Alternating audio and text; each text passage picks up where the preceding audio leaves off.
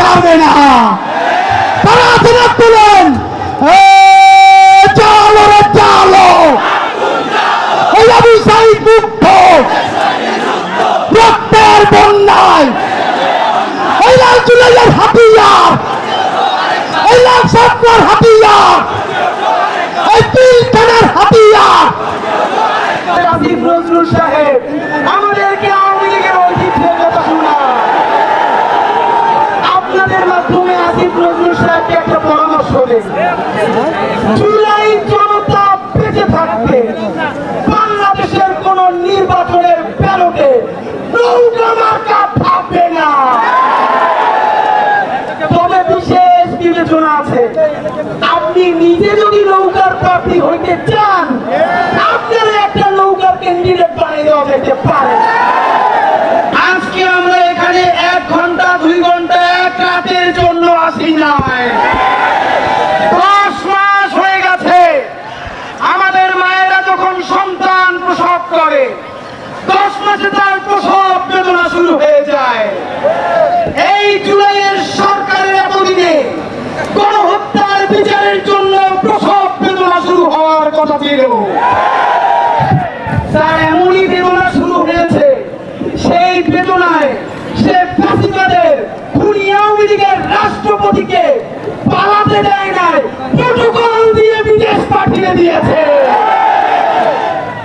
বন্ধুরা আমার, ডক্টর ইউনূস সাহেব যেদিন ক্ষমতায় বসেছেন তাকে মনে করিয়ে দেই, আপনি বলেছেন এই ছাত্ররা আমাকে ক্ষমতায় বসিয়েছে, বলে নাই?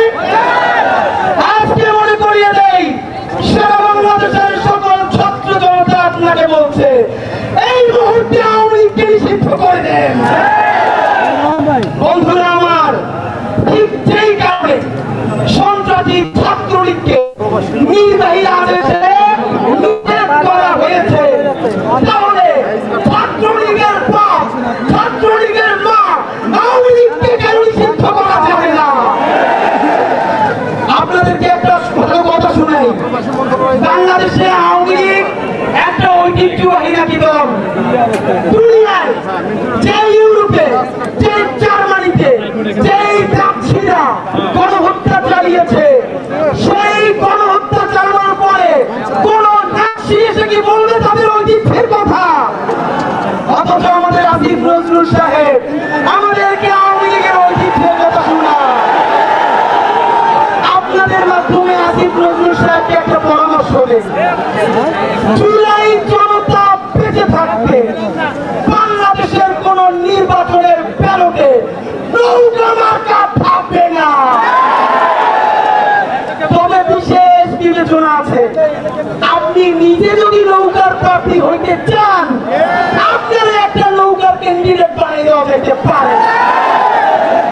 বন্ধুরা আমার, আপনারা জানেন গত 1.5 মাস ধরে ইনকিলাব মঞ্চের ভাই বোনেরা শাপলা, পিলখানা এবং জুলাই গণহত্যার বিচারের দাবিতে এবং গণহত্যাকারী ফ্যাসিস্ট আওয়ামী লীগ নিষিদ্ধের দাবিতে বাংলাদেশের প্রতিটা বিভাগে বিভাগে গেছে, জেলায় জেলায় গেছে, লক্ষ লক্ষ মানুষের কাছে, ভ্যানওয়ালা, রিক্সাওয়ালা, সবজিওয়ালাদের কাছে, শহীদ পরিবারের কাছে লিফলেট দিয়েছে।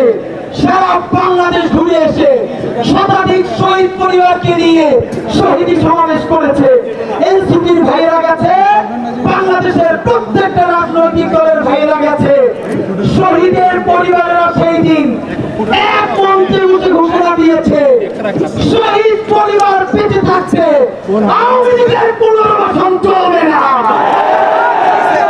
আপনাদেরকে জানাতে চাই, কথা খুব স্পষ্ট, যদি একটা ওয়াদা দিতে চাই, যদি বলি আপনাদের সবাই নিয়ে এইখানে আসছিলাম কারণ জনসংখ্যা কম হবে, কিন্তু গণহত্যাকারী আওয়ামী লীগকে যদি নিষিদ্ধ করে না হয় তাহলে তো আর একটা কচু কাটা হবে।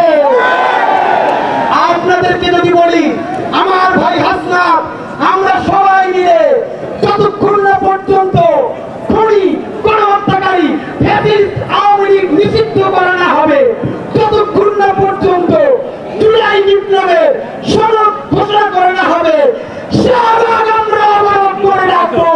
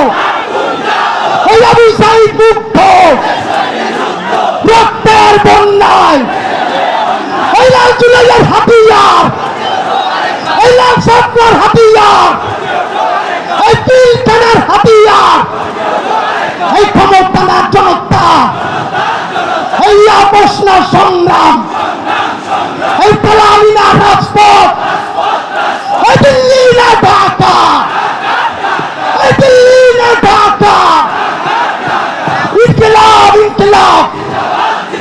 সবাইকে ধন্যবাদ।